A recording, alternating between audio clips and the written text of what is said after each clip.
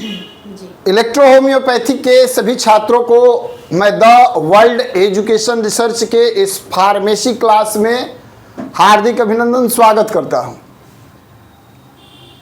आप सब electro homeopathic medicine के बारे में आपका जो सब्जेक्ट है उस सब्जेक्ट के अनुसार आप पढ़ें, देखें और जानें जी। उसमें मेडिसिन मटेरिया मेडिका पर विशेष फोकस होता है, लेकिन आपके सब्जेक्ट में फार्मेसी भी एक क्लास है जी। और बेसिक तो वही है जी जी कि दवा का निर्माण ही जब नहीं होगा जी तो उसकी प्रैक्टिस कैसे करेंगे। सबसे पहले ये समझना होता है कि इलेक्ट्रो होम्योपैथिक है क्या। इसका सबसे पहले तो वही बात है कि ये किस तरीके से काम करती है। और इलेक्ट्रॉनिक से संबंधित है क्या, किसी भी प्रकार का बिजली होता है उसमें क्या जी। अनेकों का ये सवाल रहता है कि इलेक्ट्रो का मतलब करंट तो नहीं है। बिल्कुल, बहुत सारे लोगों का यह सवाल होता है जी। आपको भी समझना होगा और ऑथेंटिक बात रखनी होगी जी। ऑथेंटिक बात जब तक आप नहीं रखेंगे तो स्वाभाविक बात है कि ऑथेंटिक बात अगर आप नहीं रखेंगे तो आप सही तरीके का जवाब नहीं दे पाएंगे जी। और जवाब तभी देता है आदमी जब पढ़ा रहता है, जानता है, उसके बारे में समझता है, तभी उसको एक्सप्लेन कर पाता है। तो वही एक्सप्लेनेशन को मैं चाहता हूं कि आप सबको मैं क्लियर कर दूं। और डॉक्टर काउंट सीयर मैटी साहब के सिद्धांत और मैं द वर्ल्ड एजुकेशन रिसर्च संस्थान का सिद्धांत और हमारे पुराने ऋषि मुनियों की बात जी जी। और जो हमारा पुराना आयुर्वेद संहिता उसमें रस रसायन की प्रक्रिया, इन सारी बातों को भी मैं लेके आऊंगा। किसी भी पद्धति का जो निर्माण होता है तो बेस होनी चाहिए और बिना बेस का कुछ होता नहीं है। मैं बार बार अपने क्लास में भी बताता हूं कि प्राकृत से जुड़ी हुई सारी व्यवस्थाएं हैं और प्राकृत से जुड़ी हुई व्यवस्था जो होगी उस आधार पर जब हम पद्धति का निर्माण करेंगे तो स्वाभाविक बात है कि अब कुछ छूटा नहीं। पूरा जो प्राकृतिक संरचना है, प्राकृतिक की व्यवस्था है, संचालन की जो व्यवस्था है, प्राकृत ने जो व्यवस्था दिया है आपको, उस पर हम लोगों को बात करनी पड़ेगी। मैं पहले भी एग्जाम्पल देते आया हूँ कि प्राकृत की जो व्यवस्था है जिसमें मनुष्य, जो मानव शरीर है, यह शरीर और जो मानव शरीर के बाद में जो मांसाहारी प्राणी है उनके शरीर, ये दोनों की संरचना में अंतर है। उसके पाचन तंत्र की नालियां, उसकी स्टोरेज अलग तरीके से बनाई गई है। दूसरी बात, इस जो मानव शरीर की रचना की गई है तो मानव शरीर की रचना में हाड़ है, मांस है, चमड़ा है, पंचतत्व जो शरीर में है मुख्य रूप से कितने तत्व है? पांच तत्व है। तो पांच तत्व के आधार पर जो यह शरीर की रचना हुई है और इसी तत्व को समझ करके और औषधि का प्रयोग किया जाता है। जितने भी इस पृथ्वी पर तरल पदार्थ, द्रव्य उपस्थित हैं, आपको जो कुछ भी दिखता है और किसी न किसी प्रकार का मिनरल्स है, केमिकल्स है, आप वो चाहे जहर के रूप में हो या अमृत के रूप में, या उसको जहर बनाया जाए जी, या अमृत बनाया जाए। इन सारी तथ्यों को रख करके डॉक्टर काउंट सीयर मैटी साहब ने इन सारी तथ्यों को रख करके डॉक्टर काउंट सीजर मैटी साहब ने वेजिटो इलेक्ट्रिक फोर्स, क्या? Vegito electric force. Electro homeopathy का मुख्य सिद्धांत वेजिटो इलेक्ट्रिक फोर्स। इसका मतलब क्या हुआ? तो जो इलेक्ट्रो होम्योपैथी, चूंकि हम बहुत डीप जाएंगे तो लंबा हो जाएगा, जी जी। आप सबको समझाने का फार्मेसी में एक शॉर्टकट व्यवस्था हमने किया है, जिसमें आपको समझ में आएगी, फिर आगे हम लोग स्टेप बाय स्टेप आगे बढ़ेंगे। जी डॉक्टर काउंट सीजर मैटी साहब ने मानव शरीर की रचना पंचतत्व से हुआ, जी। और पेड़ पौधे की भी जो रचना हुई है पंचतत्व से हुई है। तो वनस्पति जगत को, जो वनस्पति जगत में है, उसको प्राणी जगत में लेकर के एक साथ मिलाया। अच्छा। अब एक साथ मिलाया क्यों? उन्होंने क्या कहा? तो वेजिटो इलेक्ट्रिक फोर्स। अब वेजिटो इलेक्ट्रिक फोर्स का मतलब क्या हुआ कि जो इलेक्ट्रो होम्योपैथिक की जब बात आती है तो औषधीय पौधे जो होते हैं, जो 114 प्लांट्स डॉक्टर काउंट सीजर मैटी साहब ने, जी। कितना? 114 प्लांट डॉक्टर काउंट सीजर मैटी साहब ने चिन्हित किए। चिन्हित कर दिया, और उस पौधे पर सिर्फ बात करेंगे, जी उसकी फार्मेसी पर बात करेंगे। तो डॉक्टर काउंट सीजर मैटी साहब के सिद्धांत में जो 114 पौधे हुए, तर्क क्या है? इलेक्ट्रिक शब्द का इस्तेमाल करना, इलेक्ट्रो शब्द का इस्तेमाल करना। तो कह रहे हैं कि वेजिटो इलेक्ट्रिक फोर्स जो है औषधीय पौधों, क्या? औषधीय पौधे। औषधीय पौधों में विद्यमान रहते हैं।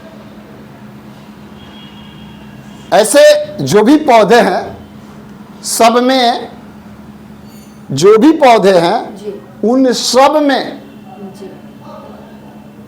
वेजिटो इलेक्ट्रिक फोर्स विद्यमान रहता है। बात समझ में आ गया? जी जितने भी पौधे रहते हैं, उन सब पौधों में वेजिटो वेजिटो इलेक्ट्रिक फोर्स क्या होता है? वेजिटो इलेक्ट्रिक फोर्स विद्यमान होता है, मतलब मौजूद रहता है। मानव शरीर में बायो रेगुलेशन होता है। मानव शरीर में क्या होता है? बायो रेगुलेशन होता है। Bio regulation. अब ये क्या है?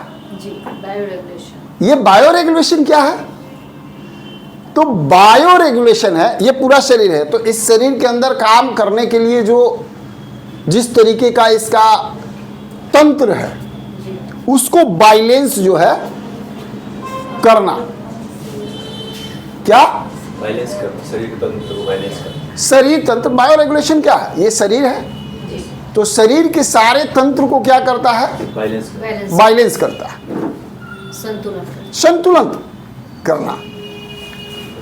अब आते हैं कि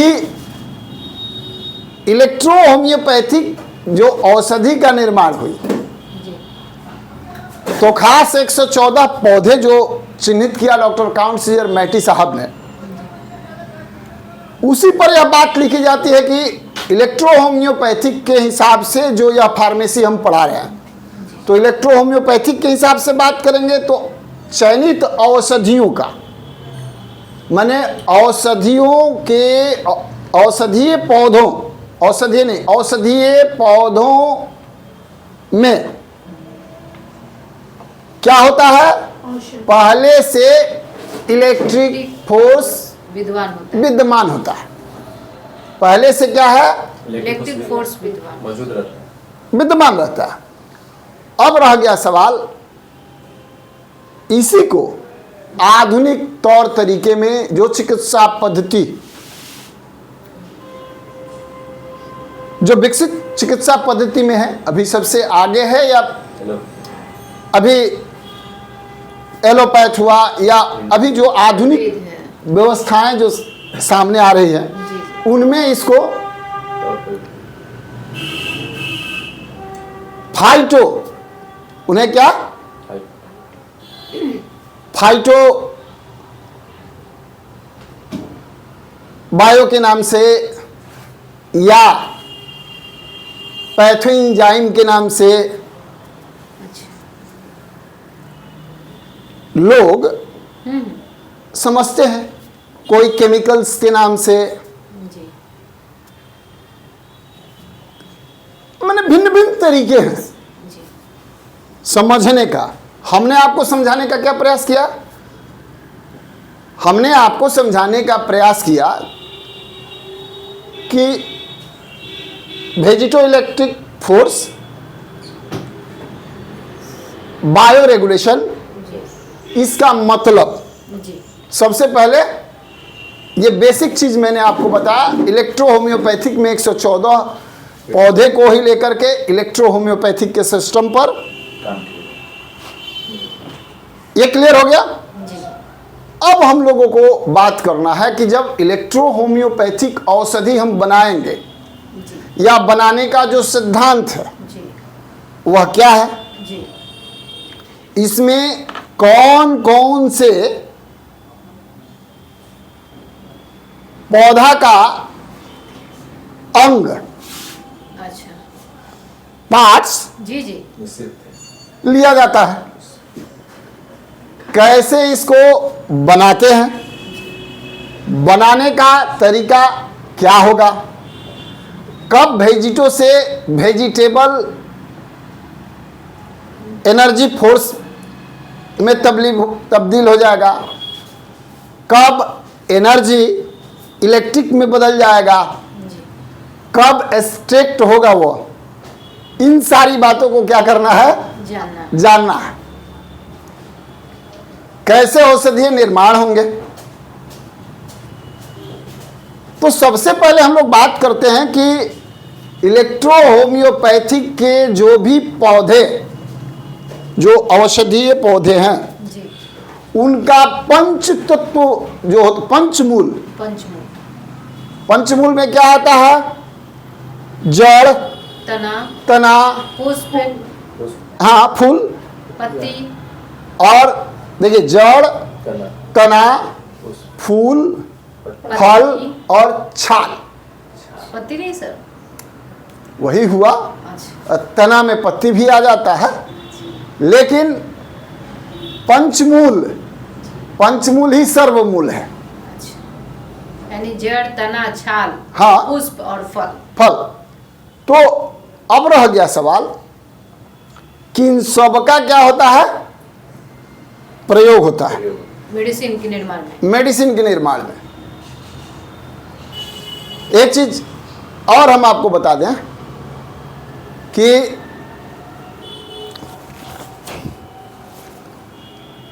एक चीज और बता दें जी कि पंचमूल का जो प्रयोग होता है वो सभी औषधि में नहीं होता, सभी औषधीय पौधों का नहीं होता है। जी अब ऐसा नहीं कि मैंने कह दिया कि भाई इलेक्ट्रो होम्योपैथिक का जो निर्माण होता है, तो इलेक्ट्रो होम्योपैथिक के निर्माण में पंचमूल का जो मेडिसिन का निर्माण है उसमें पंचमूल का प्रयोग होता है, तो किसी भी दवा का सारा मूल निकाल करके बस शुरू कर दीजिए। किसी भी पौधे का। नहीं, किसी भी नहीं, उसी भी, उसमें भी हाँ किसी भी पौधे का नहीं। जैसे एक कैनविस है, कैनविस सटाइवा, अब उसका पंचमूल पूरा मत निकाल लीजिए, एग्जाम्पल के तौर पर जी, जी। क्या प्रयोग कब किस स्थिति में करना है यह जानिए, और तब औषधि निर्माण के बारे में आपको सही जानकारी, ओरिजिनल जानकारी प्राप्त होगी। और जब आप इस चीज को नहीं जानेंगे तो ओरिजिनल जानकारी प्राप्त नहीं होगा। मैं आधार बता रहा हूं, मैं फार्मेसी के बारे में एक आधार बता रहा हूं, कंफ्यूजन दूर करने का एक व्यवस्था बता रहा हूं ताकि आप कंफ्यूज नहीं हो। इस क्लास को देखने के बाद ये समझ में आए कि इलेक्ट्रो होम्योपैथी की फार्मेसी कैसे की जाती है, इसका क्या तरीका हो सकता है। जो इलेक्ट्रो होम्योपैथिक के जन्मदाता जो फाउंडर हैं डॉक्टर काउंट सीजरमैटी, उनके सिद्धांत प्लस अब आधुनिक व्यवस्था में इसको एस्पाइजेरिक बोला जा रहा है, आधुनिक तौर तरीके। जी जी जी। क्या बोला जा रहा है? स्पाइजरिक। एस्पाइजेरिक बोला जा रहा है। उसके बारे में बताएंगे कि कैसे एस्पाइजेरिक हो जाता है, स्ट्रेक्ट से एस्पाइजेरिक कैसे बनाई जाती है, ये बताऊंगा मैं। लेकिन ये जो है कैसे बनाने हैं और कैसे बनते हैं इलेक्ट्रो होम्योपैथी के जन्मदाता के मुताबिक, ठीक है। अब रह गया सवाल कि जब हम बात कर रहे थे कि पंचमूल का निर्माण, पंचमूल का प्रयोग किया जाता है, तो ये समझ ले, लेकिन ये मत भूलिएगा कि ये बहुत लंबी क्लास है। जी जी। बार बार मना कर रहा हूँ, किसी भी औषधि के निर्माण करने के पहले उसके गुण धर्म को इलेक्ट्रो होम्योपैथी के सिद्धांत पर 114 प्लांट को लीजिएगा तो एक एक प्लांट्स का औषधि निर्माण का जो सिस्टम है उस पर बात, हाँ, निर्माण में उसमें किस में क्या लगेगा ये अलग सब्जेक्ट है। अब रह गया, आगे बढ़ते हैं हम। यहाँ कोई कंफ्यूजन नहीं है? जी नहीं सर। ये तो क्लियर हो गया। जी। ऐसा तो नहीं है कि 114 हो जो प्लांट्स है उसको उसके पंचमूल से दवाई बनेगा, बिल्कुल नहीं। ऐसा नहीं है ना? बिल्कुल नहीं। अब रह गई बात आगे, जो औषधीय व्यवस्था हम लोग अब बनाने की बात करते हैं तो उस प्लांट से जो भी व्यवस्था निकालते हैं, तो अब उस औषधि का निर्माण करने के लिए जो एनर्जी, जो एक्सट्रैक्ट निकालनी है जी। या संग्रहित करना है उसका पंचमूल, तो कब, कैसे और किस स्थिति में वह निकाला जाता है, ये गौर करिएगा। जी जी। तो सबसे बेहतर समय कब माना गया है? जब वह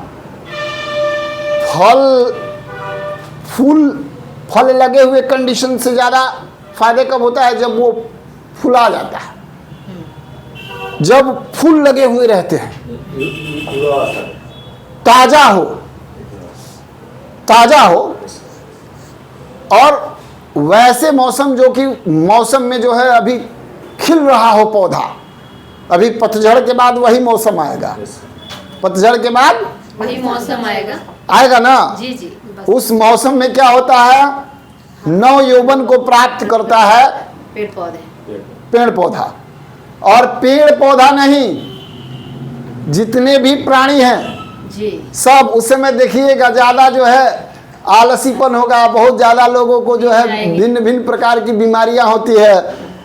जो शरीर के अंदर आपकी प्रॉब्लम है वो बाहर फेंकता है। उस समय सर्दी, खांसी, जुकाम वगैरह की भी जो है हो जाती है, शरीर में दर्द वगैरह की समस्या उत्पन्न होती है। नव रिबूट करता है, क्या करता है? रिबूट करता है, नव यौवन शरीर को बनाता है। पेड़ पौधे पर भी जो है यह असर, और पेड़ पौधे पर असर पूर्ण रूप से दिखता है प्राकृतिक रूप से जी, कि भाई उसका क्या है, पत्ता झड़ गया और नया पत्ता पुनः ले लिया। तो जिस समय नवयौवन को प्राप्त कर रहा हो उस समय जब आप औषधि संग्रह करेंगे तो औषधीय गुण उसमें पूर्ण रूप से, पूरी तरीके से विद्यमान होते हैं, माने उपस्थित होता है, रहता है। क्या सीखा आप लोगों ने? क्या बताया मैंने कि जब पेड़ पौधे पत्ता, फूल जिस समय लगता है, खिलता है, उस समय स्पेशल सभी गुण उस पौधे में जो भी है वह विद्यमान रहते हैं, उपस्थित रहते हैं।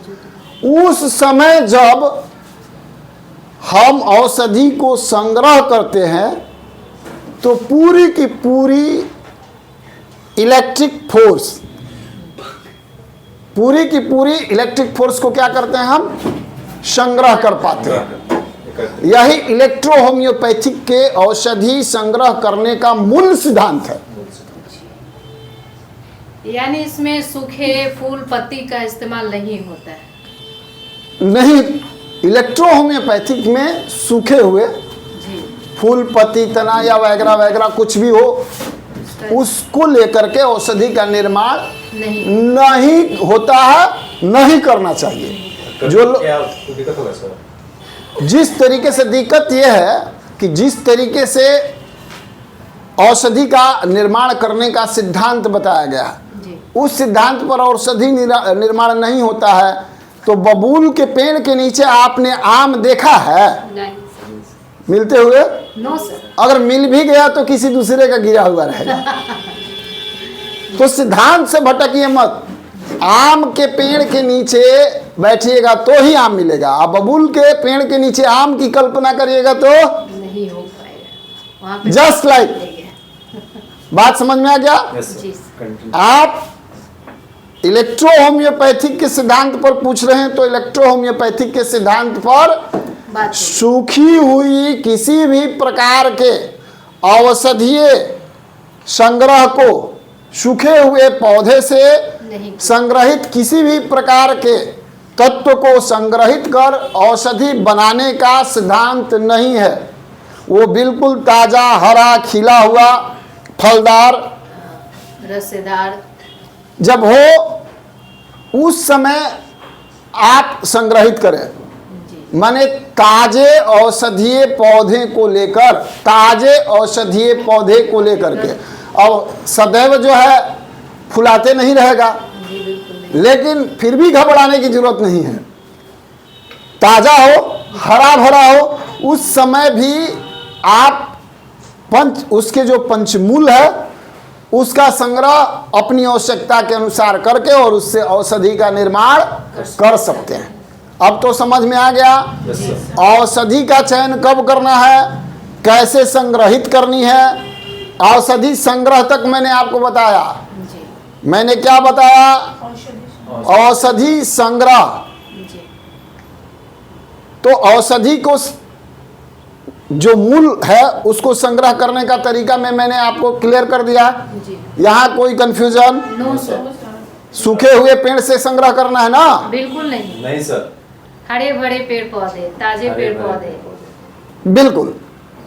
तो हरे भरे पेड़ पौधे को, उसके मूल को, जो भी मूल लेना है आपको, जो भी पार्ट्स जी। चाहे फूल लेना हो, फल लेना हो, जड़ जो कुछ भी लेना हो आपको लेना है, ताजे लेने हैं।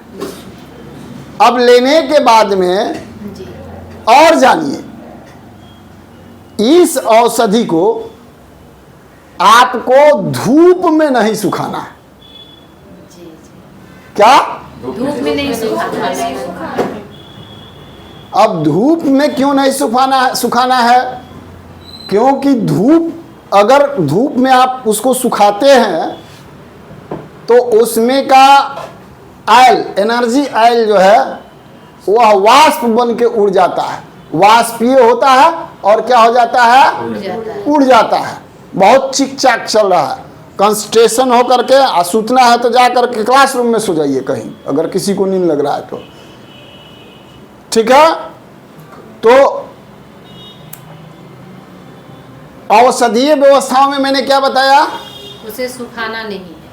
सुखाना नहीं है, सुखाना है, धूप में नहीं सुखाना है। जी। जी मतलब सुखाना है, धूप में नहीं सुखाना ताकि वो वाष्प सूर्य प्रकाश सूर्य के प्रकाश से जो तापमान, जो टेम्परेचर है, उस टेम्परेचर में उसका वाष्पीय तेल क्या होगा? उड़ जाएगा। एनर्जी क्या होगा? समाप्त हो जाएगी। वो भी छिन्न होगा, वो भी उड़ेगा, एंजाइम उड़ जाएगा। यस तो क्या है, उसको कहाँ सुखाना है? छांव में। छांव में साफ सुथरे जगह पर, कहाँ? साफ सुथरे जगह पे। उसको सुखाना है। जी। क्लियर हो गया? यस तीसरी बात पर ध्यान देते हैं हम लोग। अब जब उसको साफ सुथरे जगह पर हम सुखा रहे हैं, तो तीसरी बात हम लोगों की यह है कि अब हम आगे क्या करेंगे? तो ध्यान रखना है, जी। किसी भी मेटल द्रव्य युक्त, किसी भी मेटल द्रव्य युक्त जो किसी भी प्रकार का यस धातुगत व्यवस्था है, उस धातुगत व्यवस्था में जैसे लोहा का खरल का लोग इस्तेमाल करते हैं। खल मतलब सर खल? लोहा का खल, मुसल, इस सब का इस्तेमाल करते हैं। इस पर इसका इस्तेमाल नहीं करना। धातु का कोई इस्तेमाल, नहीं किसका इस्तेमाल करना है? तो काठ से बनी हुई, माने लकड़ी की बनी हुई मूसल, हथौड़ी, और नहीं तो पत्थर से उसको कूटना है, चूरना है, पीसना है। कब क्या होगा? उसकी विटल एनर्जी बची रहेगी, अन्यथा उसकी एनर्जी क्या होगी? समाप्त होगी। क्या हो जाएगा? समाप्त होगा। इसलिए पूर्ण रूप से प्राकृतिक व्यवस्थाओं में इस औषधि का निर्माण का तरीका है। ठीक है? इस्तेमाल में क्या करेंगे? लकड़ी। छांव में सुखाएंगे। लकड़ी से बने हुए जो भी यंत्र हैं, उससे जो है उसको कूटेंगे, छाटेंगे, या पत्थर का इस्तेमाल करके उससे उसको कूट खान छाट करेंगे, पीसेंगे, जो भी करना है सो करेंगे।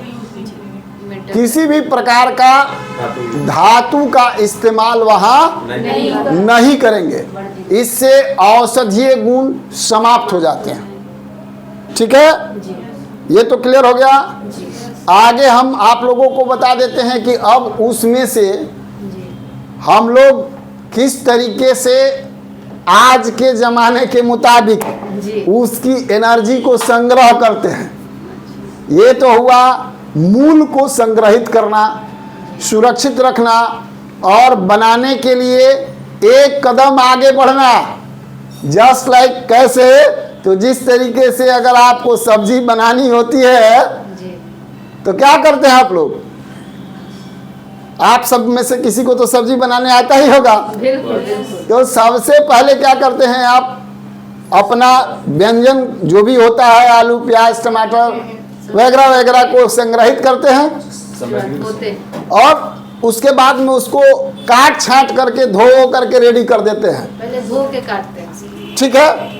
जो भी हो, धो के काट के छांट के आप लोगों ने रेडी कर लिया। क्लियर हो गया? और रेडी कर लेने के बाद में क्या है? अब सब्जी बनाने की तैयारी शुरू। अब किस तरीका से? उसमें क्या है कि हीटिंग पावर लगानी होती है। मैंने सब्जी का उदाहरण क्यों दिया?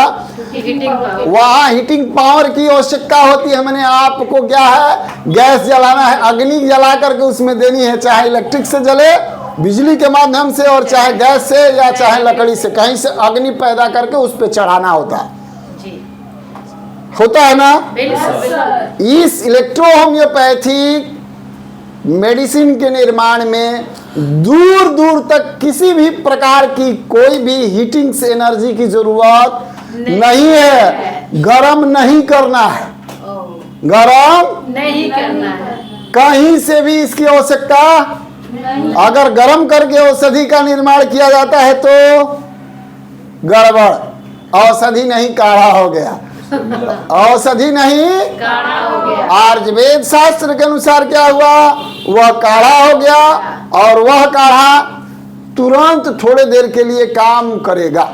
उसके बाद वो उसके पश्चात काम नहीं करेगा। उसकी एक कम से कम मात्रा जो होती है, वह कम मात्रा विद्यमान होता है, चूंकि मैंने क्या बताया, सूर्य के प्रकाश में भी नहीं सुखाना है, बिल्कुल यस सर। क्योंकि उसमें जो एंजाइम होते हैं, हार्मोन्स जो उसके ऑयल्स वगैरह होते हैं, वाष्पीय ऑयल्स, वो सारे क्या होंगे, उड़ जाएंगे। उड़ जाएंगे।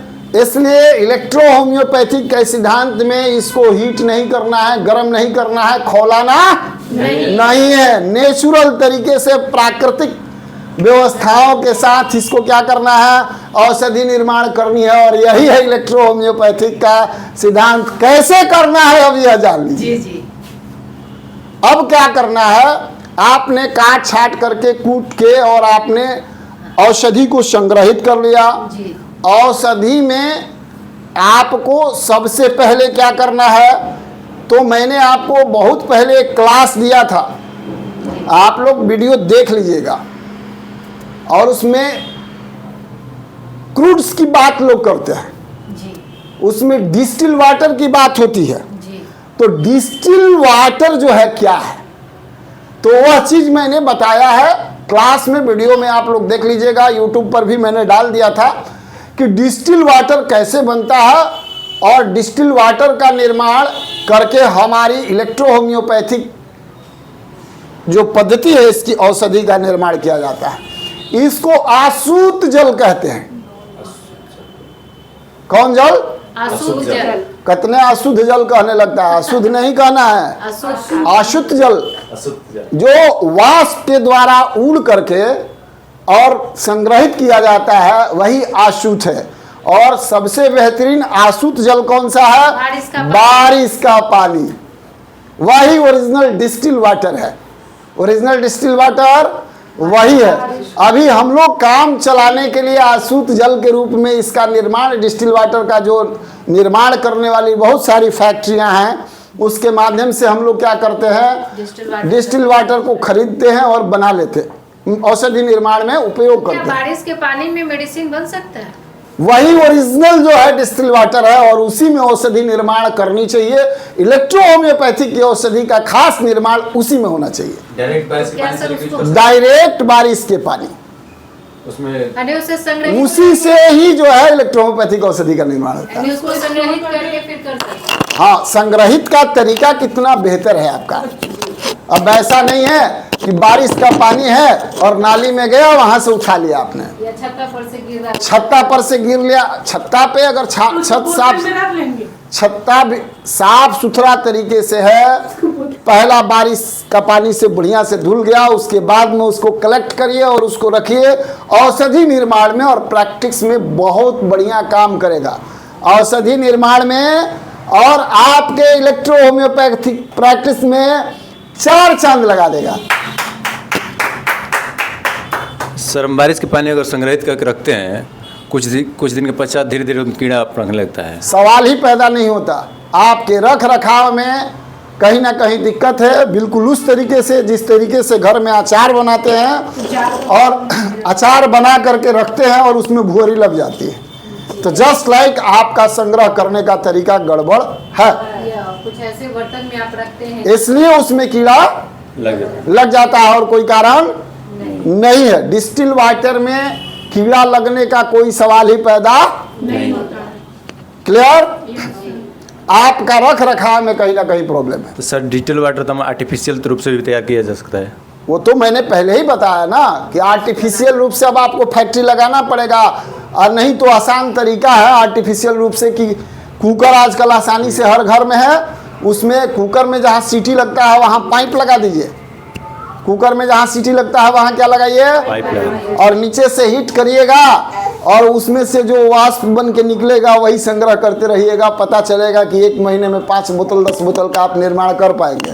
सो बेहतर है आसान में आसानी, मार्केट में आसानी से आपको डिस्टिल वाटर मिल जाएगा। चूंकि हम इस पर अभी क्लास नहीं दे रहे हैं कि आशुद्ध जल कैसे बनाए जाते हैं, मैंने आसान तरीका आप सबको बताया। इलेक्ट्रो होम्योपैथिक फार्मेसी में इस्तेमाल होने वाले मुख्य द्रव्य जो है, तरल पदार्थ है, जिसका नाम है अशुद्ध जल। आशुद्ध जल डिस्टिल वाटर। यस कहीं कोई किसी को दिक्कत? No sir. इतना समझा रहे हैं तो ये दिमाग में हट जाएगा कि ये यादें करना पड़ेगा, नो सर। है ना। याद होगा सर। अब रह गया सवाल, याद होगा, याद करिएगा, यही ना, ठीक है। उसके लिए पीडीएफ मिल जाएगा, आप लोग जो है पीडीएफ भी ले लीजिएगा। चूँकि क्या है कि कितने लोग हैं पढ़ाते हैं हम यहाँ हैं, दिमाग कहीं और रहता है ना। तो वह एगो कहावत है कि नहीं, एक कहावत है इसमें, लेकिन वो कहावत कहेंगे तो वीडियो का लेंथ बढ़ेगा, छोड़िए इसको हटाते हैं, सीधे टू द पॉइंट्स आते हैं कि औषधि निर्माण में जब हम जो भी औषधि का संग्रह करते हैं और उसका औषधि का संग्रह करने के बाद में आसूत जल में उसको क्या करते हैं, औषधि निर्माण करते हैं, और उसमें रेक्टिफाइड स्पिरिट का भी प्रयोग किया जाता है।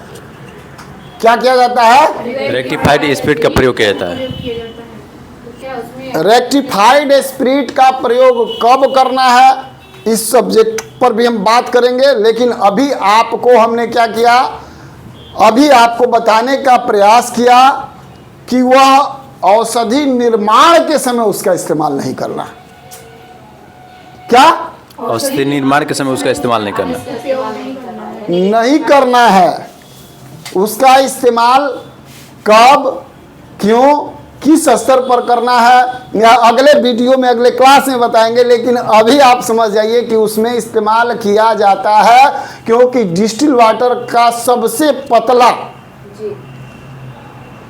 डिस्टिल वाटर से भी पतला जो है वह रेक्टिफाइड स्पिरिट है।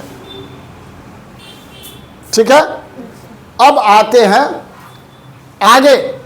और आगे क्या है हम लोगों का कि औषधि निर्माण करते हैं तो संग्रह कर लिए, आसूत जल ले लिए। अब डिस्टिल वाटर में उस औषधि को किस चीज में, शीशे के युक्त, किस शीशे युक्त बर्तन, शीशा का बर्तन होना चाहिए। जो भी जार होनी चाहिए उसका किस चीज का होना चाहिए, शीशे का। और शीशे के जार में उस औषधि को रख के डिस्टिल वाटर उसके मानक के मुताबिक मिलाकर, और उसको क्या करना होता है, उसको रखना होता है। और एनर्जी जो लेते हैं, जैसे क्या है, लोग कहता है कि विटामिन डी का कमी है, जाओ धूपा में खड़ा हो जाओ। Yes sir. नेचुरल, प्राकृतिक, हमारी औषधि क्या है, प्राकृतिक है, नेचुरल है कि नहीं? Yes sir. हम क्या करेंगे, कर्ब से औषधि को लगाकर बेहतरीन तरीके से ढक देंगे। औषधि घोला, मात्रा अभी नहीं बताएंगे, अगले क्लास में मात्रा फार्मेसी पर बात होगी कि मात्रा क्या होती है, कैसे होता है। लेकिन अभी मैंने क्या बताया आप लोगों को, औषधि निर्माण, औषधि निर्माण में उस शीशे का जार, शीशे की जार में बिल्कुल जो बीकर है उसको बढ़िया से पैक करके और रख देंगे। और कहाँ रखेंगे, तो मैंने अभी एक छाँव आप में। लोगों को, छाँव में रखेंगे। अभी आप लोगों को मैंने एक बात बताई कि विटामिन डी की कमी हो गई तो कहाँ जाओगे, सूर्य के प्रकाश में, धूप में। आपको अब नेचुरल हीट की जरूरत होगी। किस चीज की, नेचुरल यानी धूप में। अब सूर्य के प्रकाश में, किसमें, सूर्य के प्रकाश। सूर्य के प्रकाश में उस बोतल को क्या करेंगे, रख देंगे। कितने दिन तक, 21 दिन तक। कितने दिन तक, 21 दिन। प्रत्येक दिन। ज्यादा कम नहीं हो सकते, ज्यादा और कम का नियम नहीं है। 21 दिन तो 21 दिन तो 21 दिन, प्रत्येक दिन उस बोतल को, उसको क्या करना है, हिलाना है। हिलाने का मतलब ठाए ठाए स्टॉप नहीं करना है, हिलाना है, मिला देना है।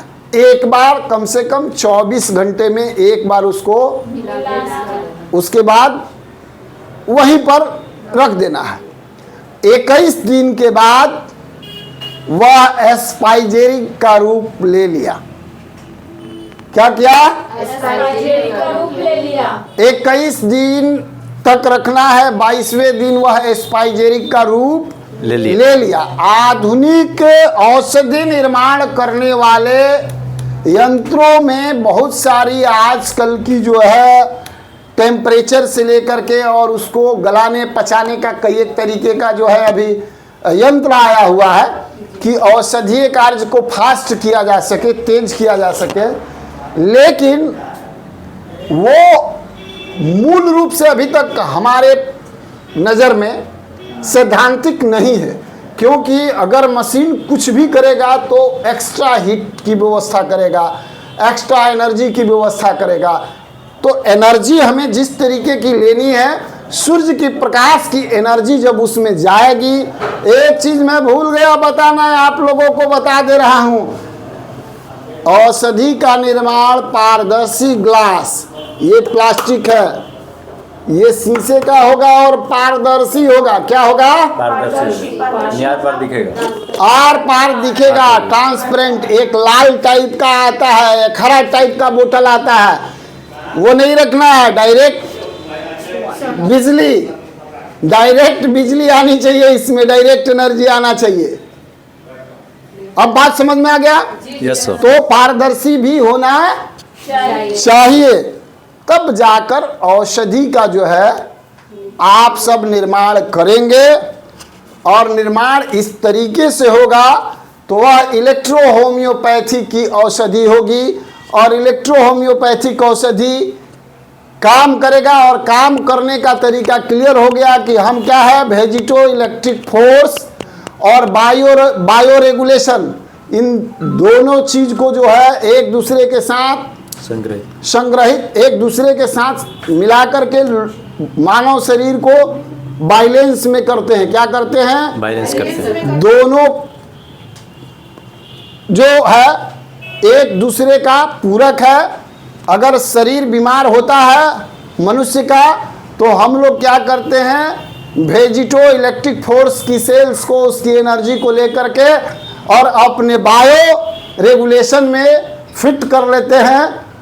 इस समझ जाइए कि मार्केट से अगर गाड़ी खराब हो गया तो मार्केट से आप स्पेयर पार्ट्स खरीदते हैं ना, जस्ट लाइक यही समझ लीजिए कि मार्केट में उस टाइप का फैक्ट्री है, और उस फैक्ट्री का नाम है उस फैक्ट्री का नाम है वेजिटो इलेक्ट्रिक फोर्स। मतलब औषधि, ये जो पौधे हैं उनकी एनर्जी को उठा करके अपने शरीर में damage cell, damage bio energies जो होती हैं, जो अनबैलेंस है, उसको बैलेंस करने में इस्तेमाल कर लेते हैं। और यही जो है इलेक्ट्रो होम्योपैथिक का सिद्धांत है। यही है इलेक्ट्रो होम्योपैथिक का दवाई बनाने, खाने और फ़ायदा लेने और फ़ायदा देने का कार्य। यही डॉक्टर काउंट सीयर मैटी साहब का जो है सिद्धांत है।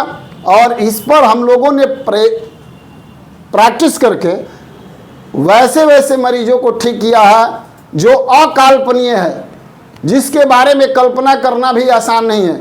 वैसे वैसे मरीजों को हम लोगों ने ठीक किया है, चूँकि जी असाध्य बीमारियों का, और आगे भी करेंगे। आप सब भी मूल सिद्धांत के आधार पर प्रैक्टिस करेंगे तो आपको भी सफलता प्राप्त होगी।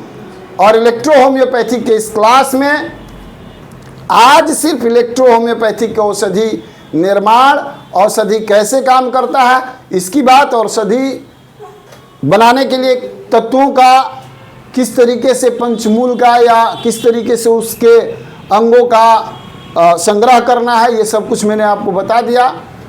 आप हमारे वीडियो को भी देख रहे हैं, आप सब चूँकि वीडियो लाइव जा रहा है या जाएगा, और सारा वीडियो यूट्यूब पर जाएंगे, फेसबुक पर जाएंगे, इंस्टाग्राम पर जाएगा। तो आप लोग अगर देख रहे हैं, फ्री क्लास लेना चाहते हैं तो आप प्रत्येक दिन हमारा लाइव क्लास फ्री चलता है, आप इस लाइव क्लास को ज्वाइन करके देख सकते हैं। अगर आपके पास समय नहीं है तो बाद में भी इसको देख सकते हैं, और इसको अपने दोस्तों को बीच में भी आप शेयर कर सकते हैं। साथ ही साथ अगर आप हमारे द वर्ल्ड एजुकेशन रिसर्च के किसी भी सेंटर पर नामांकन कराते हैं और क्लास करते हैं तो PDF आपको मुफ्त में उपलब्ध हो जाएगा। इस तरीके से आप जोड़ें और लोगों को प्राकृत के साथ जोड़ करके उसे स्वस्थ बनाएं। यही इलेक्ट्रो होम्योपैथिक का मूल सिद्धांत है। इसके बाद हम मिलते हैं अगले क्लास में, तब तक के लिए दीजिए हमें विदा। जय हिंद, जय Bharat. Thank you sir, thank you sir. आज तो हमको मन नहीं लगा पढ़ाने में।